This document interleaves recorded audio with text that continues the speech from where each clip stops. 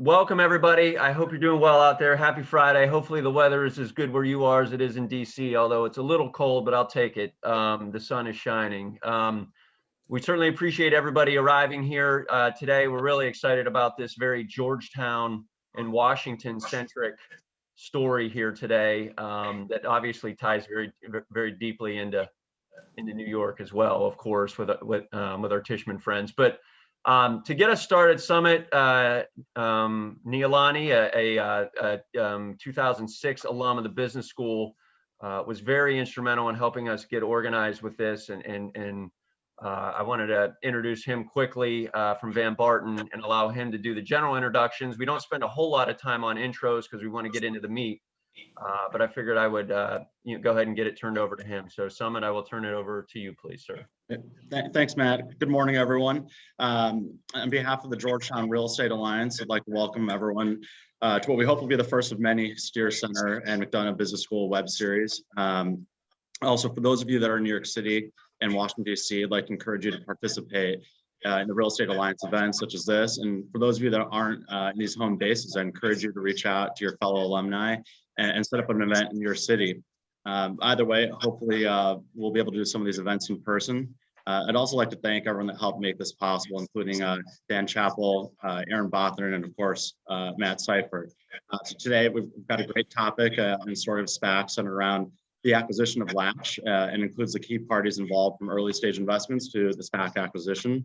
I'd like to introduce our panelists, Luke Schoenfelder, CEO of Latch and a 2012 graduate of Georgetown, Jenny Wong, a managing director of Tishman Speyer and the lead on Tishman SPAC acquisition of Latch, and Jake Fingert, general partner and co-founder of Camber Creek, a venture capitalist firm and early investor in Latch. And last but not least, Matt Cypher, director of the Steer Center for Global Real Estate and Georgetown alum, at Georgetown, who will be moderating the panel. Thank you, and let's enjoy the discussion. Thank you, Sumit. I only dream about being a Georgetown alum, but I couldn't get in here. That was all the smart kids that got in. But speaking of smart kids, just a quick story. So one of the things that I love about my job is I get to meet young people when they're really young, and you can look at these young people sometimes and just know they're going to be extraordinarily successful in their life at some point in time. And I had the good fortune of meeting Luke Schoenfelder at the Epicurean for I think a beer toward the end of his academic or his time at Georgetown. It's a very legal beer, by the way, but it was a beer. And we talked for a long time, and he just impressed me to no end back then. I arrived at Georgetown in 2012, really right when he was leaving. And so I remember walking away energized and certain that he was going to be somebody someday. And man, he has delivered. And we are very proud of him as a Hoya. I know he's done more on the tech and entrepreneurship side with what he's doing, but I will take the prop side of the prop tech any day, and we're glad to have him here. So the idea with this, and I'll admit this, because it only took me 40 some odd years to be confident in my own skin or comfortable in my own skin. I certainly will happily recognize when I don't know something, and this whole area of SPACs and so forth is something that is brand new to me. So I'm going to be asking a lot of the naive questions that hopefully many of you have, so it's not just me. But this is really a story about a SPAC that just happens to have a very significant Georgetown and a Washington, D.C. connection. And the idea here in terms of format is really we're going to start with Luke, and he's going to walk us through a bit chronologically about how things got started for him. And then we'll bring in Jake and Jenny as we evolve more into the SPAC execution. But again, thanks so much to the panelists for being here. This is a ton of fun. And Luke, I'm going to turn it over to you, and I'm going to get out of the way and allow you to take it from here. So thank you. Thanks so much for that extremely kind introduction, Matt. I remember those times fondly, although I do believe it was about 102 degrees plus humidity on that day. So that's the only thing I don't miss, the August humidity in DC. Otherwise, it's awesome. But no, great to be here. And, thinking back a little bit on sort of how we got here. So I was a 2012 grad. I ended up getting a scholarship to go to grad school, which I almost declined to go and be an entrepreneur. And I ended up deciding, okay, you know what, I should take this free grad school thing. but my heart was really in what is the company that is going to be the company that I build on the other side of this. So I had built a business in college that ended up not working, but it was taught me all of the things that I sort of needed to know for the next business. And so the first business that I started, or the first one I started kind of after graduating, was in smart grid and energy management. And so a lot of the stuff you're hearing now about smart grid and ESG and reducing carbon footprint, I was kind of working on that as my first company. It was a bit early. We picked the wrong market. And then we had a really crazy story with our investors, which if any of you have seen Molly's Game, there's a pretty wild story there. And our investors were sort of mixed up in that. And it ended up that we had to stop the business because we couldn't raise any more money. So I have just finished my graduate studies. I'm back in Washington, D.C. My old boss from Apple was running the Asia government practice for Apple, and was in Singapore for 2 months and said I could stay at her house for free and sleep on her couch. So I'm at 13th and T, sleeping on my old boss's couch and deciding if I'm going to go into management consulting or start another company. And I was really, really torn because I had just gotten burned, and I didn't, I had a really humble upbringing. I had no money. I have, poor grad student. And basically what ended up happening was I was at a retreat, and at this retreat over the weekend, I was just, it was for entrepreneurs, and I was commiserating about kind of the situation that I was in. And I met Dhruva, who ended up being my co-founder. And I met this other amazing woman who had an idea for a 401k, basically planning startup for millennials, because she was explaining to me that millennials don't understand 401ks, and when they hit hard times, they cash them out. And I was like, keep talking. And I realized that I still had my Apple 401k from my time there, and I promptly cashed it out, I think on that Monday, to have the opportunity to start Latch. Dhruva and I had the idea together, recruited Brian and Thomas, and we were kind of off to the races. We were in DC. Our first office was in DuPont Circle. And then what ended up happening was we raised some angel financing, actually from a very close person at Tishman Speyer who ended up being a part of the journey from the very beginning, which was kind of a funny bookend to the whole thing. But we raised $300,000 in what we called our angel financing. This is in the spring of 2014, and we moved into our first office, which was a single room, or actually we expanded to 2 rooms above Kramer Books in DC, which is now called Kramer's for all the cool people out there. I was back last week and was like, oh, it's Kramer's now. All right. But that was our first office. And, in that space, the big vision that we had was, how do we make buildings better places to live, work, and visit? And what we realized was that there were these interesting trends that were happening in the market.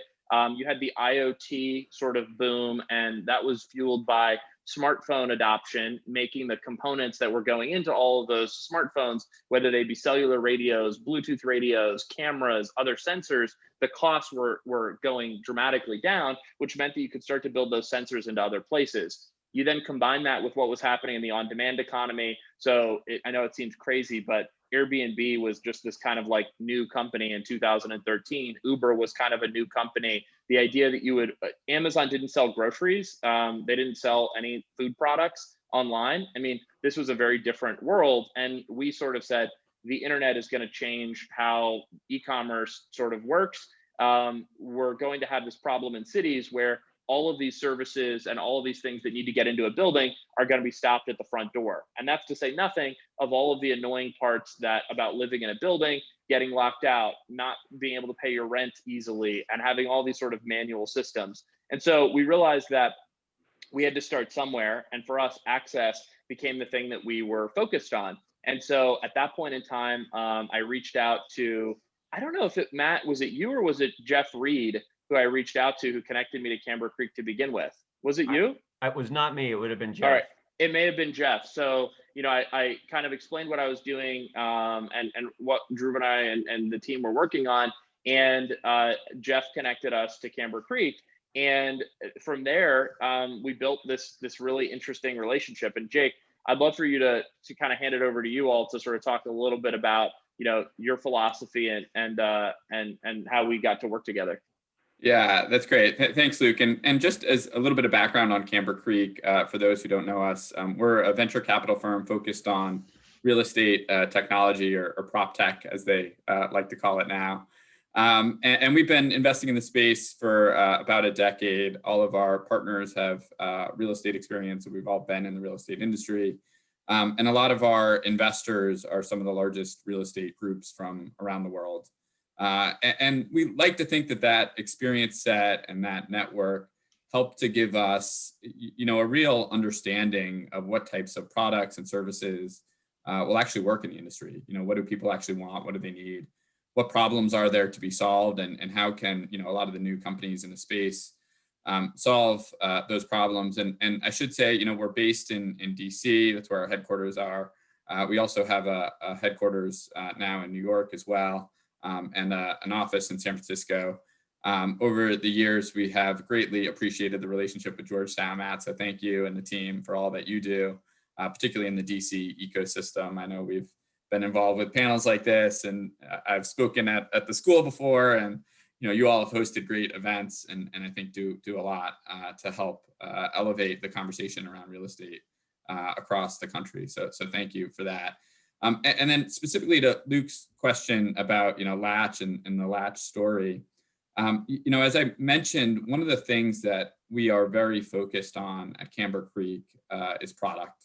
And we spend a lot of time, anytime we're considering an investment, really understanding, the product that the company is selling and the vision that they have around the product. And for us, one of the things that really stood out about Latch and the vision that Luke and Dhruva had, what was around the product. And, to be clear and to be fair, there were other smart locks in the market at the time. It wasn't like Latch was the first, Schlage had a clunky old lock, and, some of the other big companies had smart locks.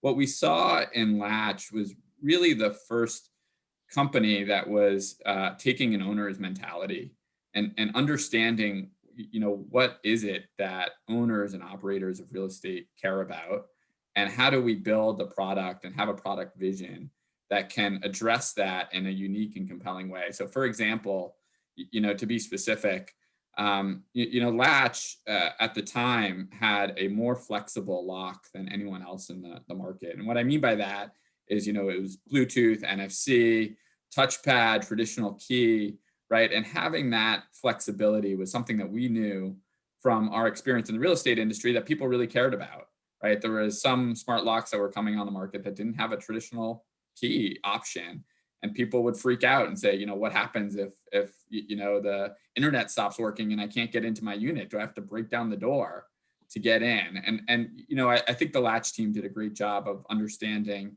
that piece around flexibility.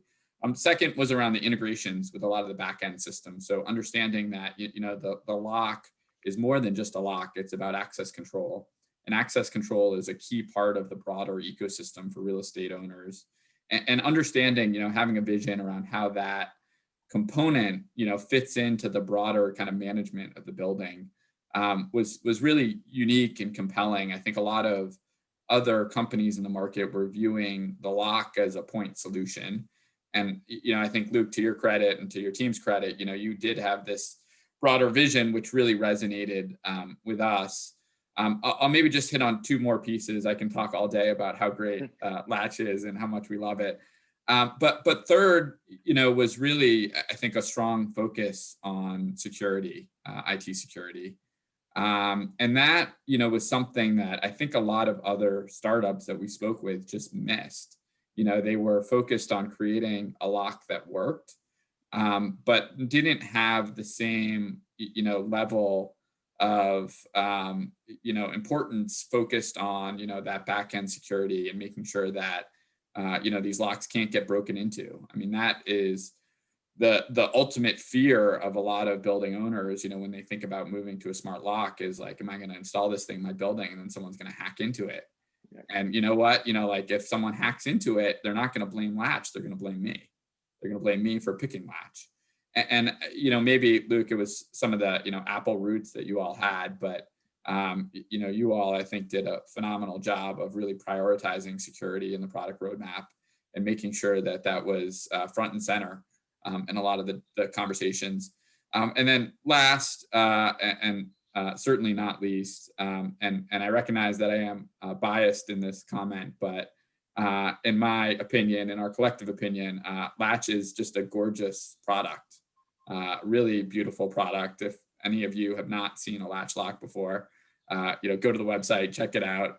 Luke's probably has one right next to him on his desk that he can hold up if he. For some reason, I actually don't in this room, but yes, usually I do. Yeah, but it is. I mean, it is really a beautiful. It is a beautiful product, and that matters a lot in the industry. If you're building a really nice building, the lock is the first thing that people see when they come in and when they look at their unit and when they go in, and having a lock that is, eye-catching, and people say, wow, that is slick and that looks great, kind of sets the tone for the rest of, the tour, if you're touring an apartment building to sell it or to lease it or whatever. So those were, I think, some of the things that got us really excited about Latch from the onset. We've been fortunate enough to invest in Latch. I think, what is it, 5 times now, Luke? 6 times? Something like that. Yeah. But yeah, it's been a great journey. Matt, do you want me to turn it over to Jenny now to talk a little bit about, their experience? I can actually bridge. Why don't I bridge the story a little bit, and then I can introduce Jenny as well, Jake. So, Jake, thanks for the kind words. We messed up so many things. I mean, that was 2014. We were like 8 people crammed in a conference room. I remember when Casey, who is one of Jake's partners, was in the room. It was like kind of embarrassing because, again, it's DC, summer, hot. There's like 8 of us crammed in, and Casey says we didn't have a deck. I think that may be true, but we just had such passion and determination to go build this, but it was really, really hard. And so, that was 2014. It really took us 3.5, 4 years from that moment to go and deliver the products that we ended up sort of first selling to the market.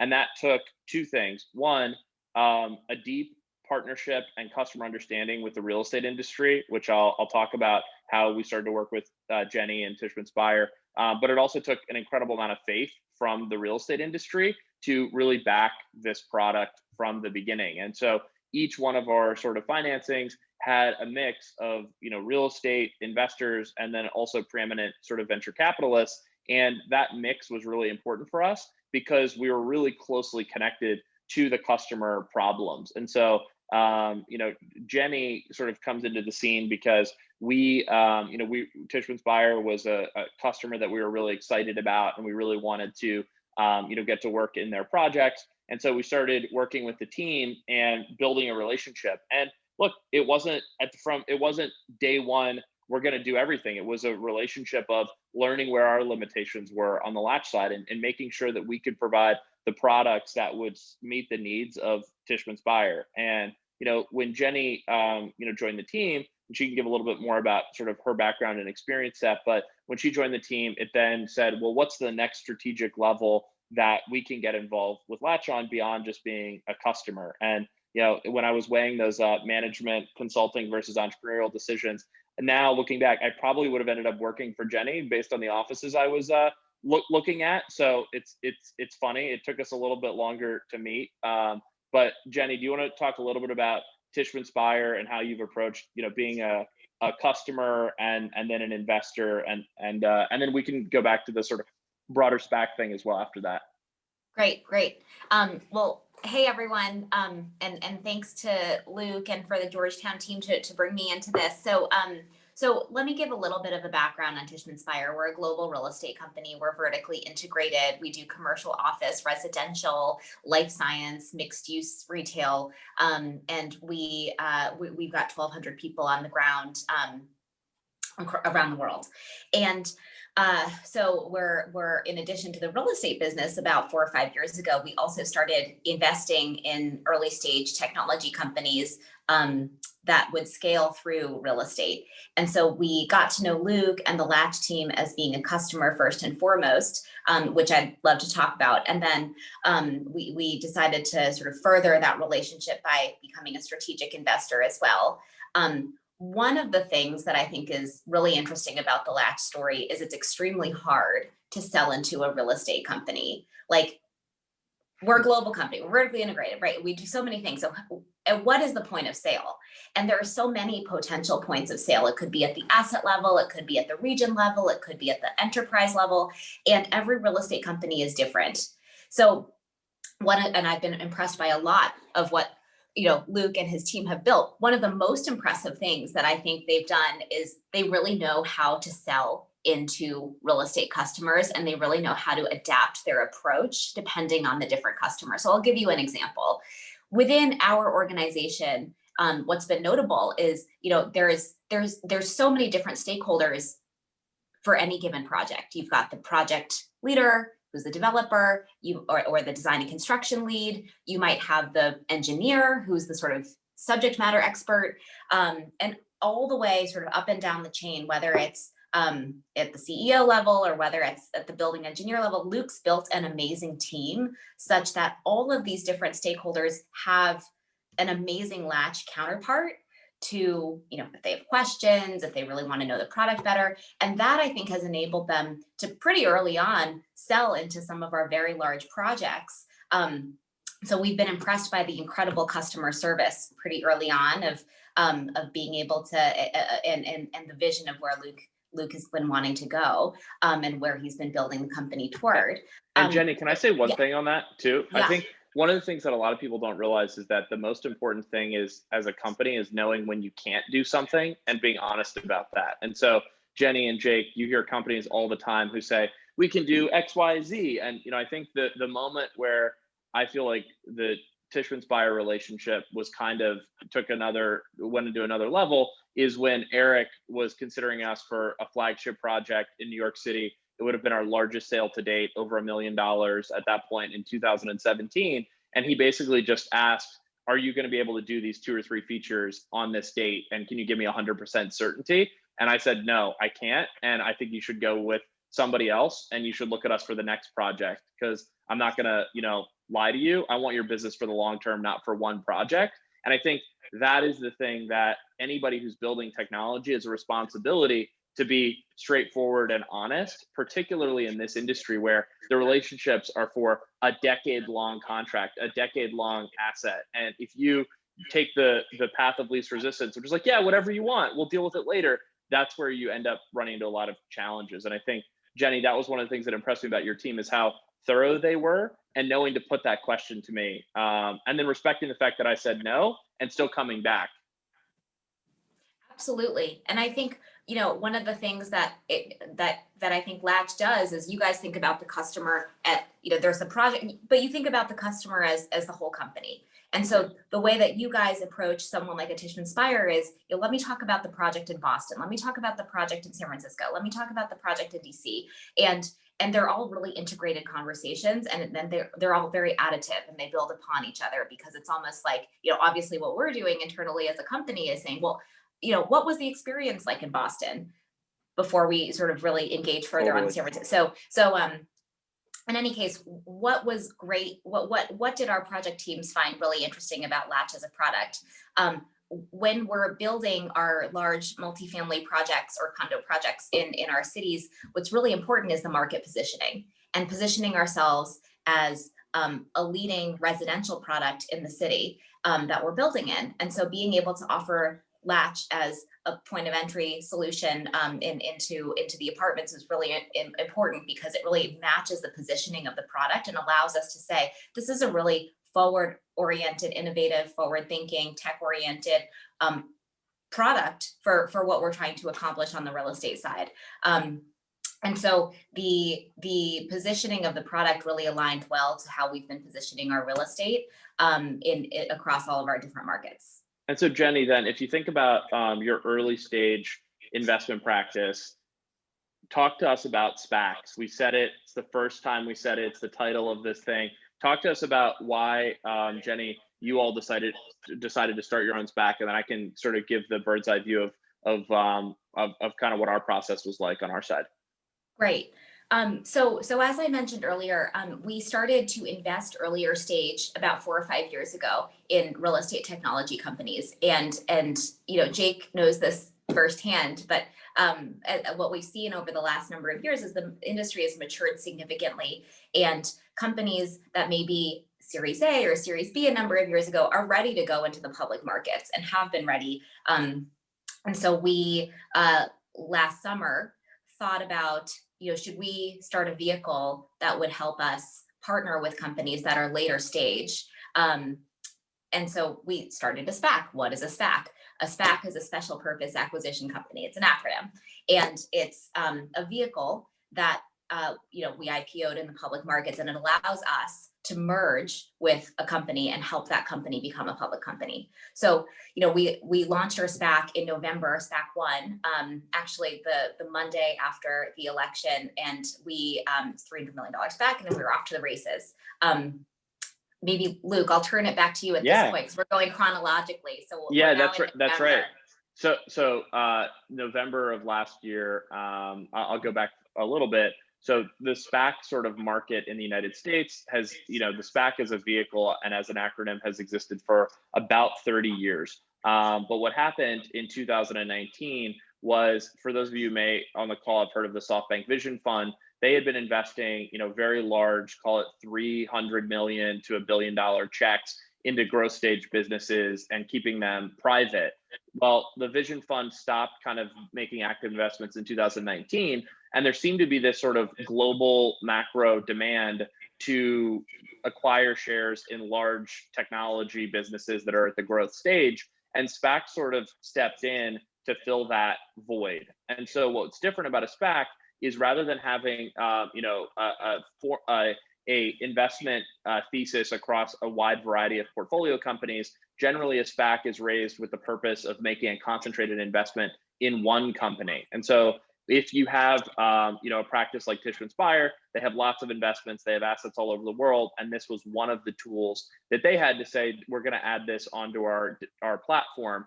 But there was a bunch of other firms that took that same approach. And so we had our first SPAC reach out to us in the fall of 2019, and we started to get more and more inbound from SPACs throughout 2020. And we got to the point where we actually had quite a few folks on our cap table who had their own SPACs. And so for us, it was, how do we evaluate this as an option? We've always wanted to be a standalone independent company. Going public is sort of the ultimate way to cement your independence for the long term. So we were bought into the idea of being a public company and had already begun the preparation process for that.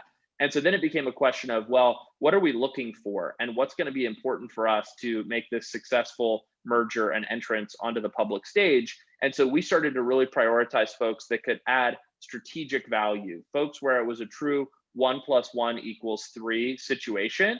And so when we applied that lens to the SPACs that had reached out and the SPACs that existed, it became a much shorter list. And as we started to really look at, okay, who are the folks that not only check the boxes in a spreadsheet, but where are the values alignment around building things for the long term and focusing on the product and focusing on the user experience? That was something that we found this amazing alignment with the Tishman Speyer team around. And that was why, we decided to work with the Tishman Speyer team on the merger that was announced in January of this year.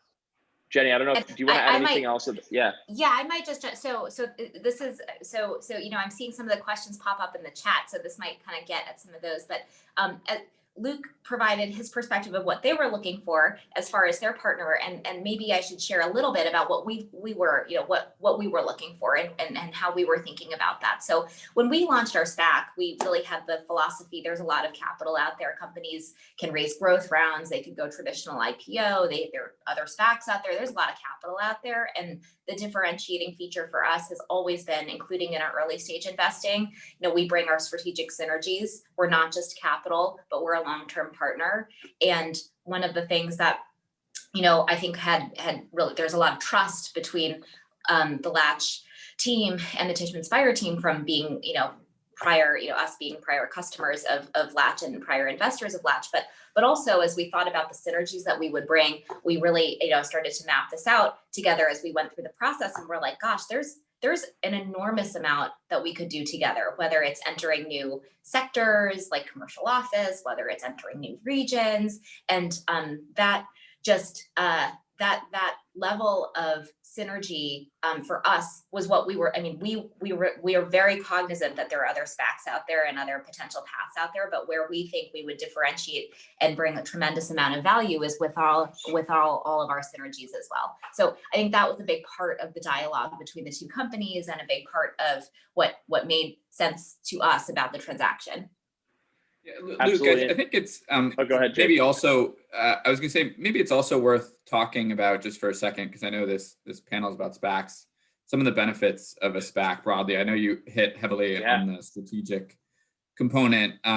You know, at least from our standpoint, we see a couple other benefits for, you know, a lot of our portfolios that are considering it. One is the strategic element that Luke talked about, where 1 + 1 can equal 3. And I think, you know, Latch and Tishman are a great example of that.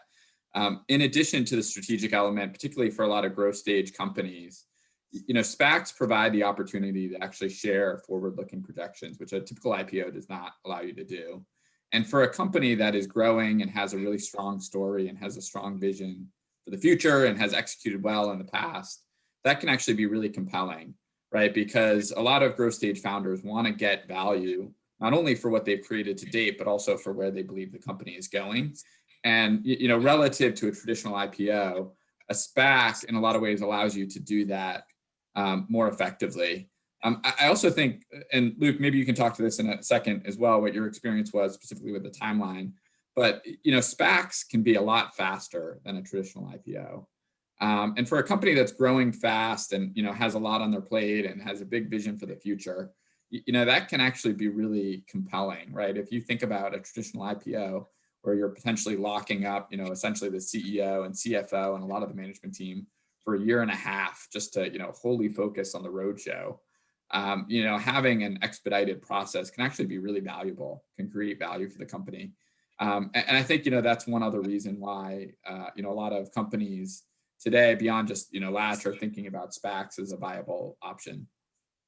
I think what we're seeing, Jake, to zoom out slightly, and I think what you're saying is totally right, is that there's this demand for investors to really participate in growth stage businesses across the board. And there are private ways to do that. There are public ways to do that. And it feels like there are an ever expanding set of public ways to do that, whether it's a direct listing, which now allows you to raise capital. There's something in the IPO market was holding back companies from, you know, entering the public stage. And I think entrepreneurs were sort of told, oh, it's best to just control everything and like better to stay private. And I think for us, we're so excited about being able to share what we're working on with the world, with our customers, provide the opportunity for people who believe in our story beyond just the largest real estate companies and largest VCs to get to be participants in sort of that growth. And you know, I think it's funny. I wrote a paper, or almost wrote a paper in college. I know I outlined a paper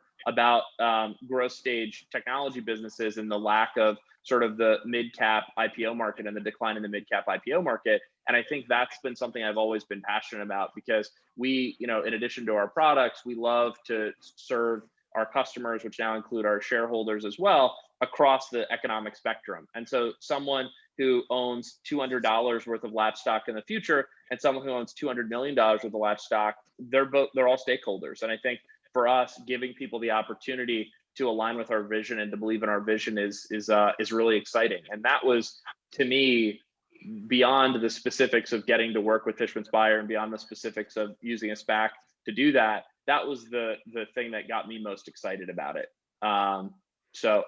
And Matt, do you want to jump into some of these questions, or what do you think would be, or do you want us to double click on anything, give a little more detail? Yeah. Well, so we'll definitely get to the questions. One of the things I wanted to have Jake talk about, though, is you know, in our organizing call, you talked about the number of portfolio companies that you have, and there's a lot of interest in sort of those companies, you know, pursuing a SPAC, you know, route. So, you know, what makes a proptech or a company viable in a SPAC execution versus not, and how do you think about that when you look across your portfolio?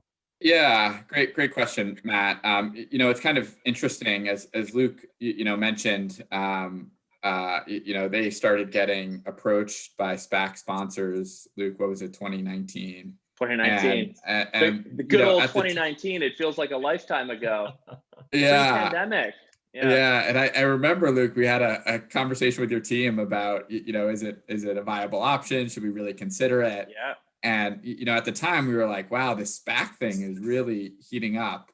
Fast forward 2 years, and if it was heating up back then, it's exploded now.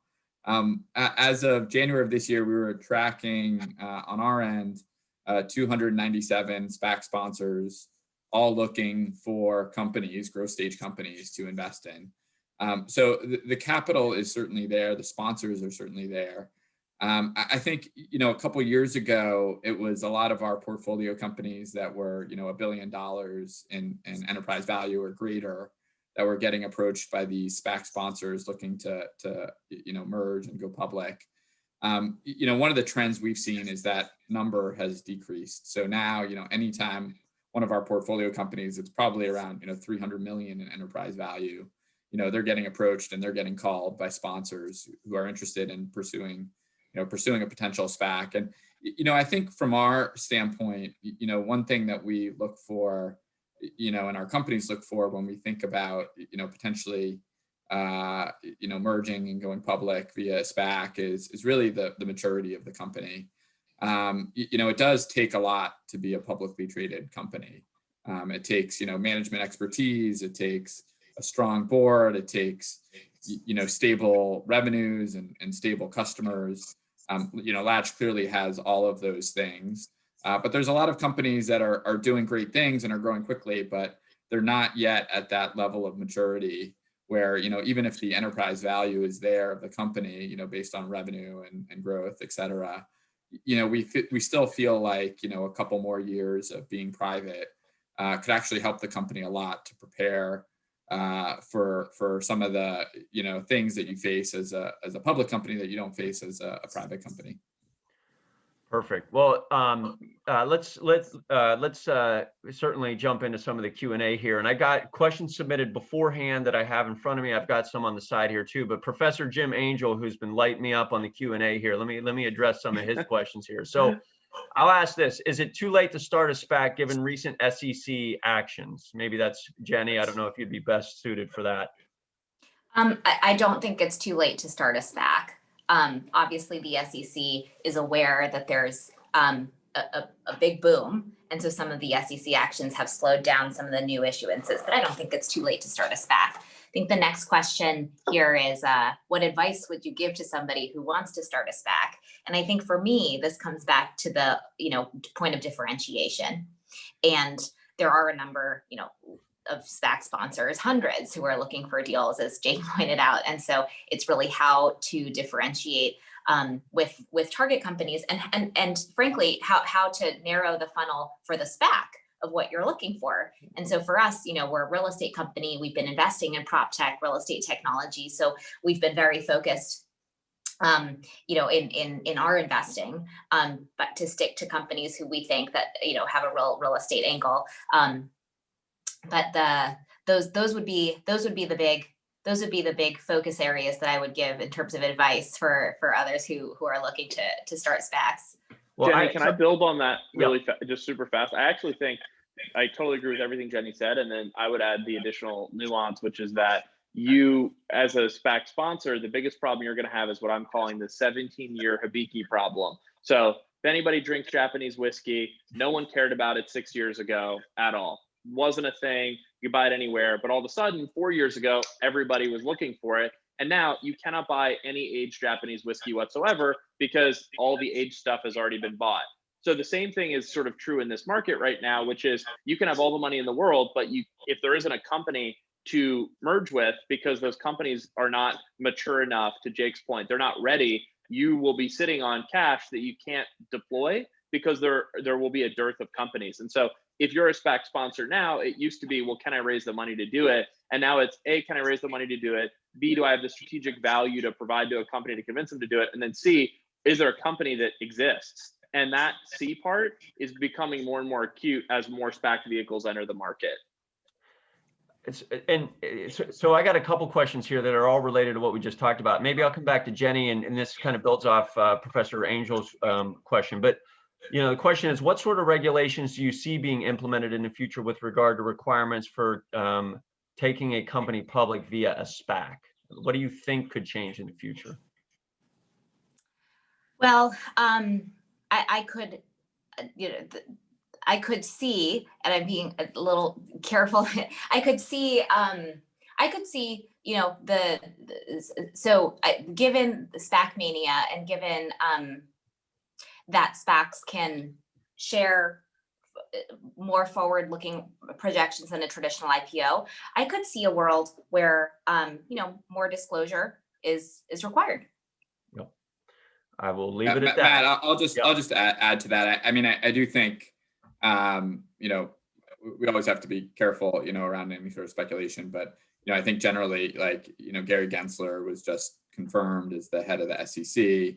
I think, Wall Street Journal put out an article recently about how people are expecting him to kind of focus on transparency a little bit more than maybe, past, administrations did. So, I wouldn't be surprised, to Jenny's point, if there's a greater focus on transparency. But, candidly, I think that's a good thing, right? I think, if you're going to be a publicly traded company, there should be transparency, and you should be providing that to investors. Totally. And this goes back to maybe something Luke just said, but will the proliferation of SPACs, do you see with the proliferation of SPACs, do you see a deterioration in sponsor quality or the potential for deterioration? No, I think there will be, no, I don't think so. I think that there will continue to be high quality sponsors in the market, but I think those high quality sponsors are who will get deals done. In fact, I think it's a lower quality, less experienced sponsor team that is going to have far more concerns, because if they don't have a real strategic value or real strategic experience here, I think that's a challenge. I think it's going to be a challenge. Okay. Do we want to switch, Matt? There's this question I think is interesting about TAM and Tishman Speyer. Yeah, I can take that one. Yeah, so ahead. What's been interesting about actually, I'm not sure if I assume everybody has access to the question, but would you maybe mind stating the question? Oh yeah, absolutely.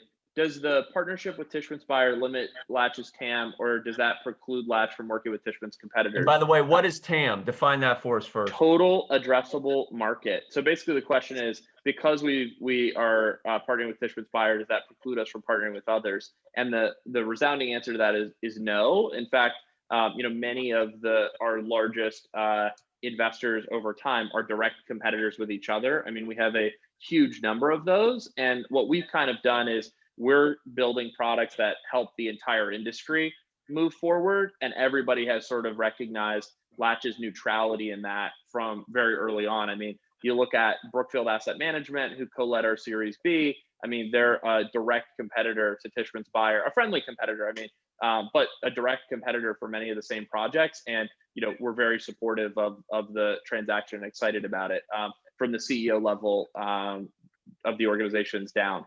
So I think people were excited that it was Tishman Speyer and that we were taking this path more than anything else.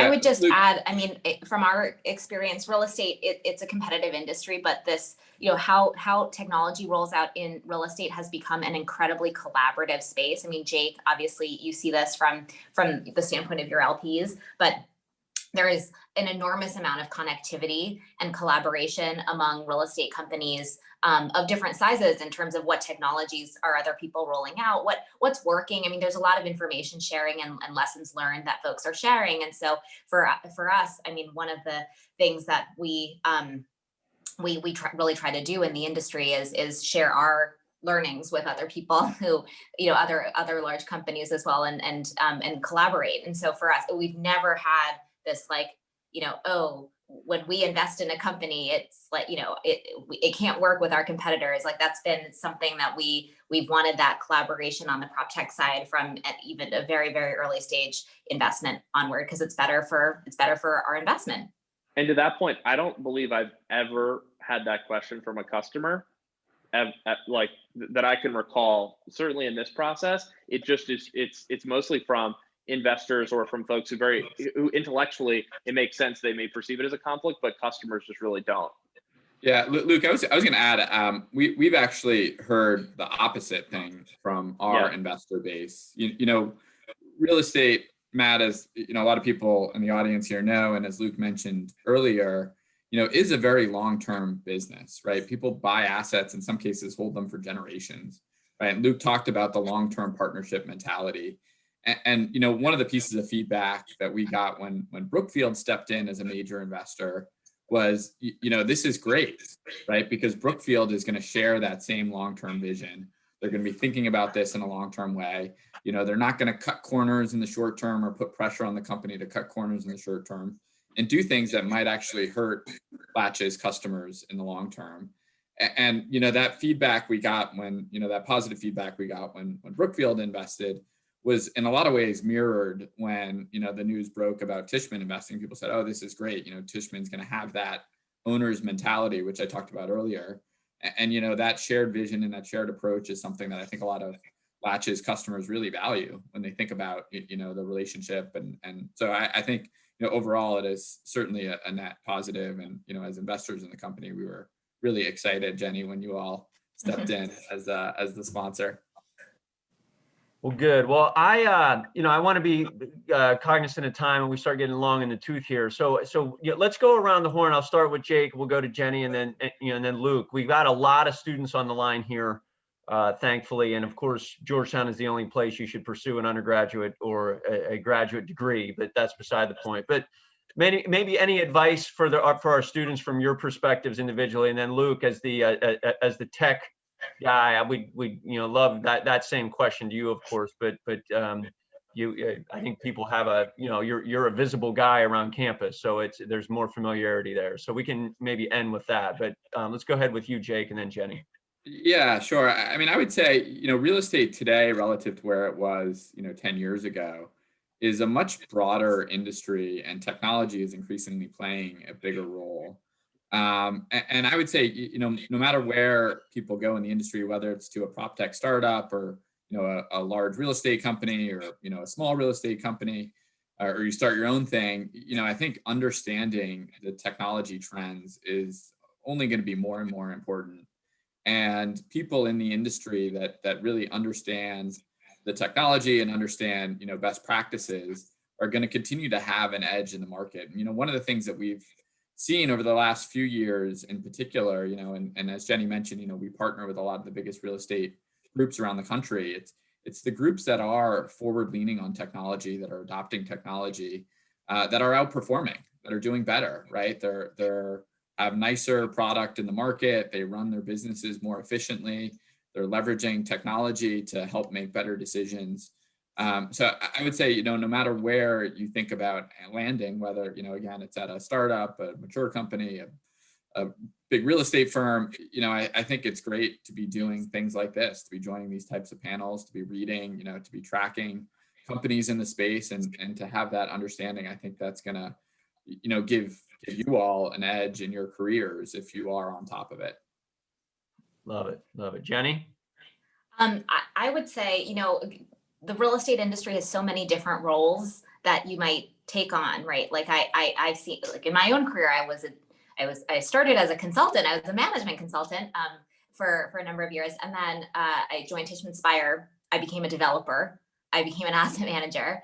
I became an investor on the proptech side. And so what I would, real estate is sort of seems like one, but it's so many different types of roles and so many different types of industries, and your personal preference might drive you to one sector of the industry or segment of the industry. What I would say is, and this is really, you know, keep an open mind for where some of these experiences might take you, because the industry is changing very quickly.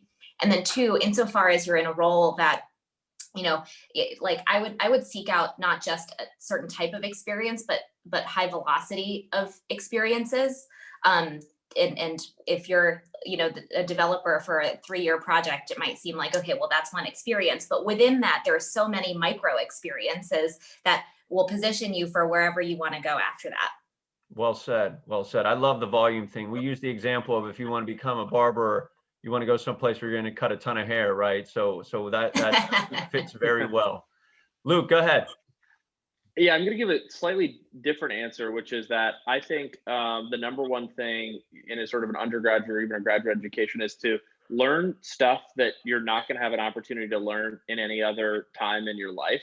And so for me, the two classes that I go back to as a government major where I learned the most was a neurolinguistics class that I took because it happened to fit. I needed an 8 to 9 a.m.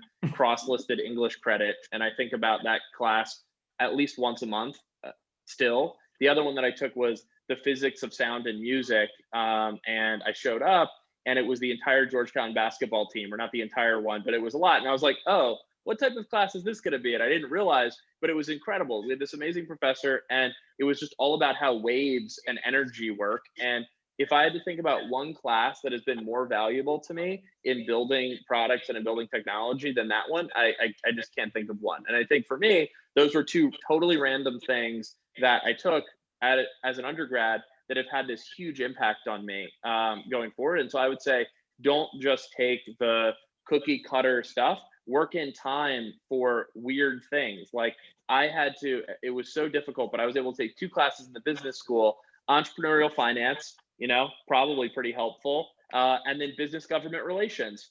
Also, you know what? Pretty helpful. And I think those are the types of things where if you can find those things that you're excited about and interested in and fit it into your academic life, it's just going to make you a much richer person. And you'll be surprised how the most random thing will end up being relevant later in your life. Good advice. And Luke, if you haven't, I would highly encourage you to reach out to the faculty that taught those classes, because that would make their day to hear somebody like you talk about their class in that way. I have, I think, in both cases, but it's a good reminder to do it again. Awesome. Well, look, folks, thank you so much. Jenny and Jake, thanks for being involved with us. Luke, thank you for your partnership on the real estate side. We appreciate your creativity and hope this is just a start. And we'll get Jeff involved in this stuff too going forward. So at least with what we're doing. But anyway, thank you so much for everything, everybody. Have a great day and enjoy the rest of your week and the weekend. Thanks. Yeah, thank you, Matt.